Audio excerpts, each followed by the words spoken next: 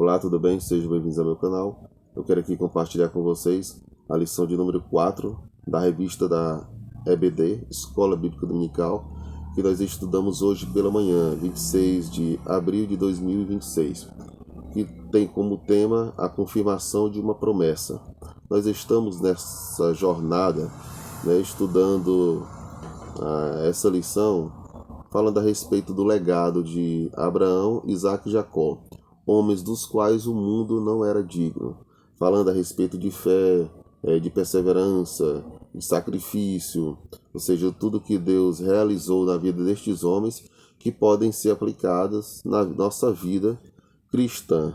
Nós que somos cristãos, seguidores de Cristo, e estamos aqui também como peregrinos nesta terra, deixando um legado de fé, de perseverança, de amor, um legado baseado na palavra de Deus, ou seja, cumprindo o ID de Cristo. E como toda revista traz os seguintes objetivos, nesta manhã nós falamos sobre 3 principais objetivos que foram estudados nesta lição, na verdade que esta lição aborda. O primeiro objetivo, nós mostramos aos alunos que Deus ele mudou o nome de Abrão para Abraão e de Sarai para Sara. Ou seja, o primeiro objetivo foi mostrar que Deus mudou os nomes de Abraão e de Sara. Ou seja, os nomes. Vamos ver o significado desses nomes, quais eram o porquê da mudança desses nomes e como, na verdade, ocorriam, a mudança desses nomes. Porque é o que nós vamos estudar aqui na cultura do povo judeu, não bastava apenas colocar o nome de uma criança, mas isso dependia de vários fatores que nós vamos estudar aqui na lição. O segundo objetivo foi, na verdade, nós apresentamos a confirmação do concerto de Deus com Abraão. O concerto que Deus fez com Abraão, que através de Abraão toda a humanidade foi abençoada, do pacto que Deus fez. E o terceiro objetivo, que realmente é um complemento deste segundo, que foi explicar o pacto perpétuo da circuncisão. Circuncisão que acontecia lá no Antigo Testamento, que hoje acontece de uma forma diferente. Pois bem, a palavra-chave da lição que nós estudamos foi promessa, ou seja, confirmação da promessa ou das promessas de Deus na vida de Abraão e de Sara. Lá no Antigo Testamento, ou seja, nos tempos, na verdade, do Antigo Testamento, os nomes dos filhos, em grande parte, não eram escolhidos somente porque eles achavam o nome bonito, ou porque gostavam do nome, porque tinham alguma afinidade, enfim. Quando a criança nascia, eles escolhiam o nome, mas esse nome que eles davam ao bebê estava relacionado com as circunstâncias, às vezes era a vontade de Deus, Deus às vezes, como por exemplo, a gente lembra quando a mãe de Sansão recebeu ali a visita do anjo, o anjo disse para ela que o nome do menino seria Sansão.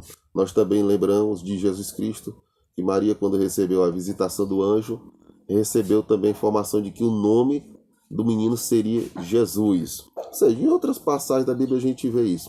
Às vezes era a vontade de Deus, antes mesmo da criança nascer, Deus já dava a ordem, o nome do menino será tal. Às vezes era circunstância do momento ali.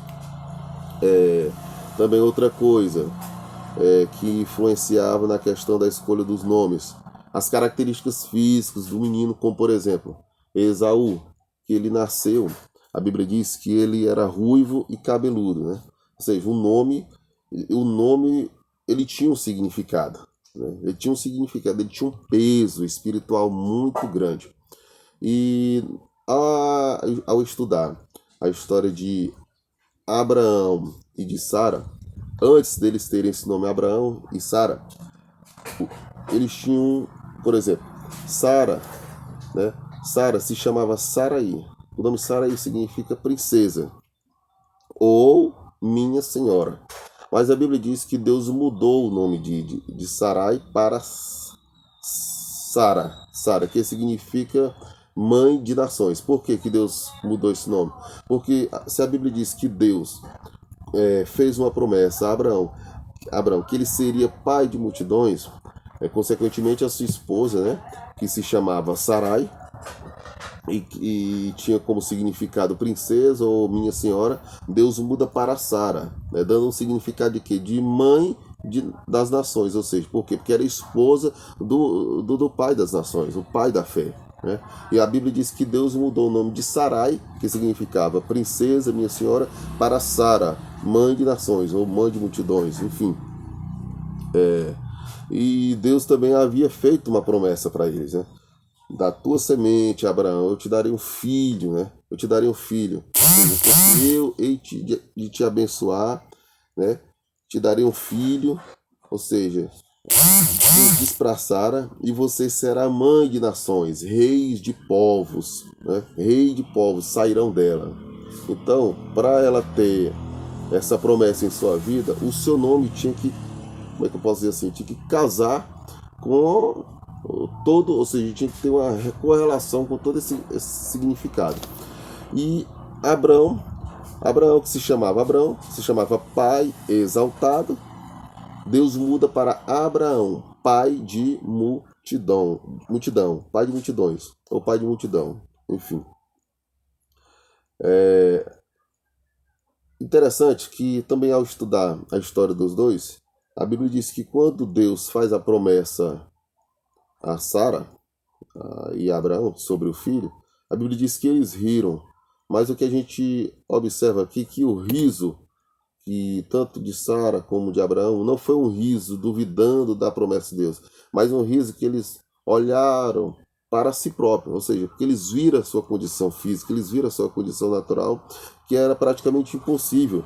Sara se viu, opa, eu nessa idade é impossível ter filhos. Abraão também se olhou e viu, opa, nessa idade é impossível ter filhos. Eles riram da sua própria condição natural, da sua própria condição física, que humanamente falando era impossível os dois gerarem um filho. Por isso que a Bíblia diz que eles riram, mas não riram de Deus, e sim da sua própria condição natural, né? Que eles perceberam que era impossível. E na verdade não nem perceberam, eles sabiam que era impossível. Humanamente falando, era impossível eles gerarem filhos.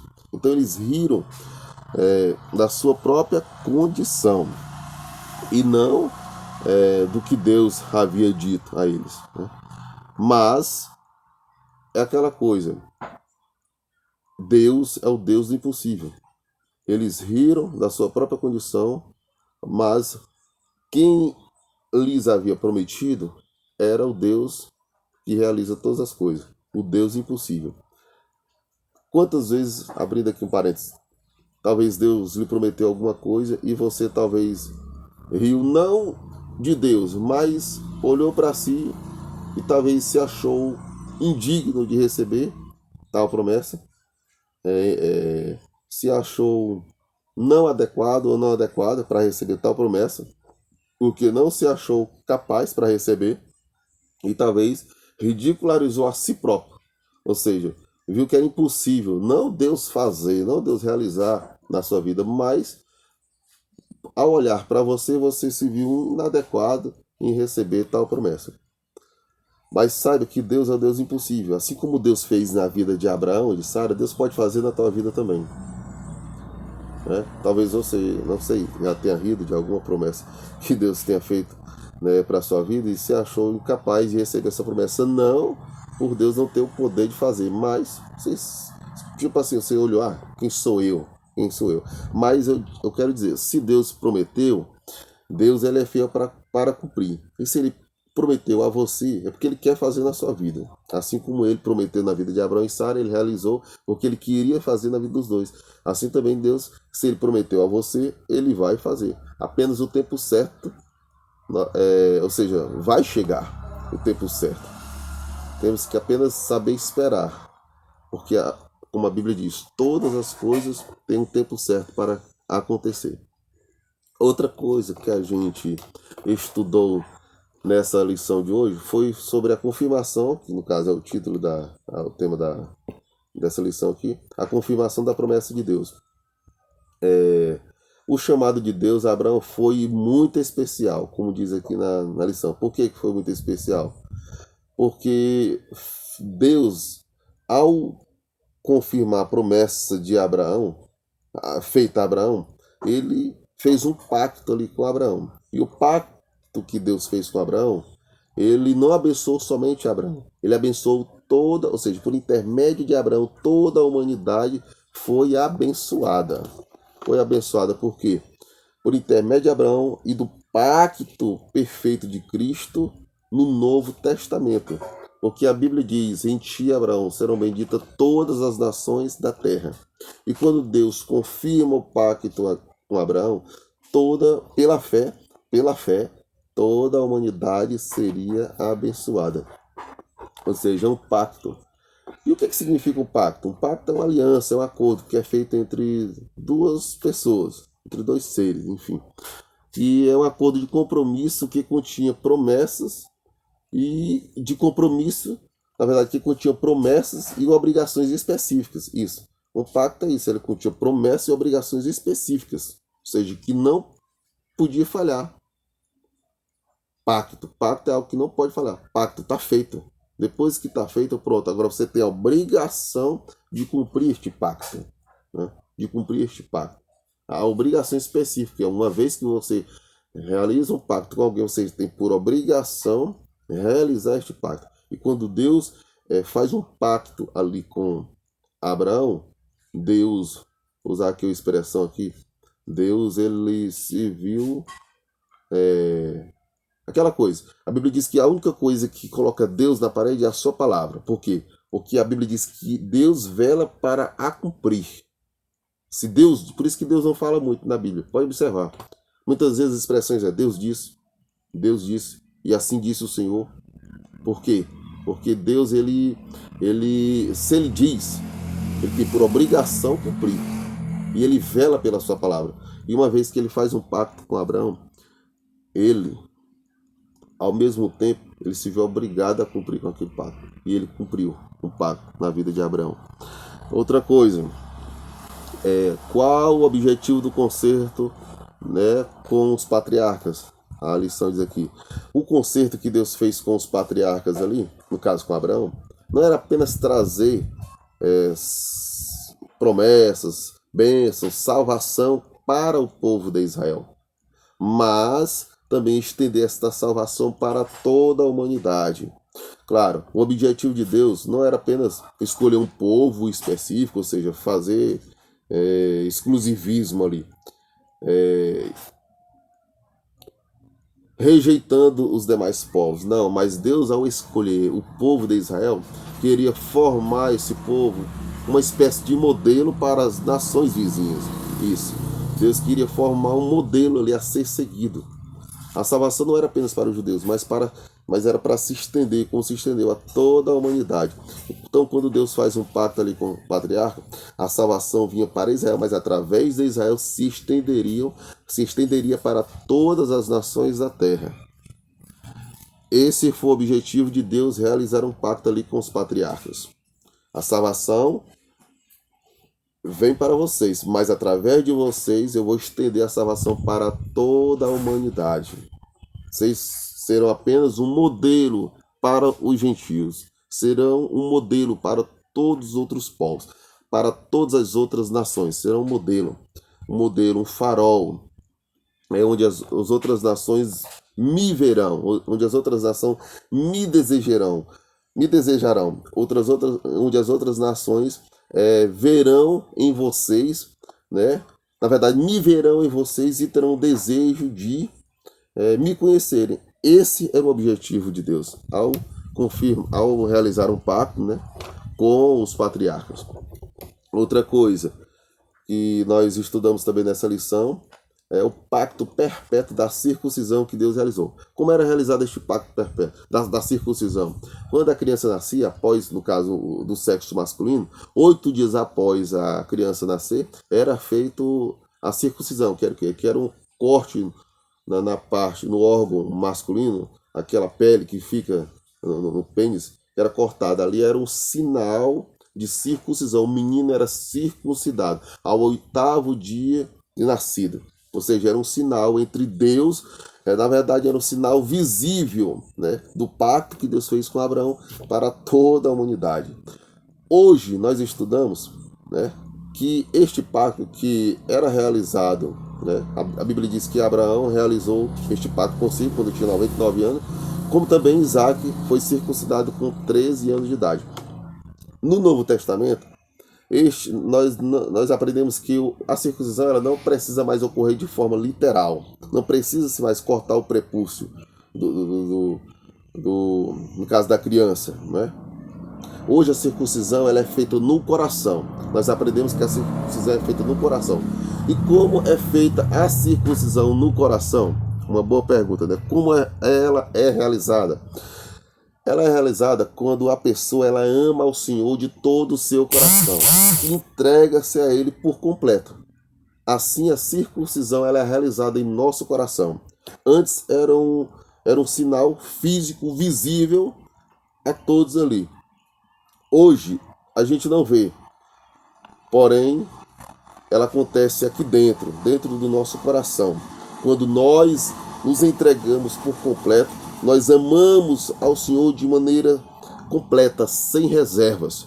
Como Jesus disse, quando ali naquele diálogo com o rabino, o mestre ali da lei, né, houve aquelas perguntas, né, entre Jesus Cristo e o rabino ali. Como obedecer a Deus, né? Como guardar. E Jesus disse, amar ao Senhor o teu Deus de todo o seu coração e de todo o teu entendimento e amar o próximo como a ti mesmo. É assim que a gente cumpre toda a lei. Quando eu amo ao Senhor acima de todo o meu entendimento, de toda a minha razão, com todas as minhas forças, com toda a minha vontade, enfim, quando eu me entrego a Deus de forma completa, sem reservas, e quando eu amo o meu próximo como a mim mesmo, eu estou com o coração, na verdade eu estou fazendo a circuncisão do meu coração. Eu estou circuncidado espiritualmente falando. Antes era literal, hoje não precisa. Hoje é no coração que a circuncisão acontece. Ou seja, na verdade, foi um pacto perpétuo que Deus fez, realizou ali na vida de Abraão, porém, tipificando o que aconteceria através da vida de Jesus Cristo, né? A circuncisão do coração. Então, nós entendemos nesta lição que Deus ele mudou o nome de Sarai para Sara, princesa, minha senhora, para mãe de nações, de Abraão, pai exaltado, para Abraão, pai de multidões, e que Deus confirmou o pacto. Ao realizar este pacto com os patriarcas, Deus estaria abençoando tanto Israel como toda a humanidade com o melhor presente de todos, que é a salvação em Cristo Jesus, e que a circuncisão ela não ocorre mais de maneira literal, cortando o prepúcio, o órgão sexual masculino, mas agora ela ocorre no coração, quando nós amamos e nos entregamos de maneira completa, sem reservas, ao nosso Senhor e Salvador Jesus Cristo. Dessa forma, a promessa de Deus é confirmada em nossa vida. Essa foi a lição que nós tivemos hoje, que eu queria que compartilhar e compartilhei, na verdade, com vocês. É muito rica, muito abençoada. E eu espero em Deus que Deus possa abençoar cada um de vocês, que vocês possam estar aprendendo comigo aqui, que tem muita coisa ainda a ser dita. Né? Muita coisa ainda a ser dita nas outras lições. Muito obrigado. Que Deus possa abençoar cada um de vocês. Em nome de Jesus. Amém.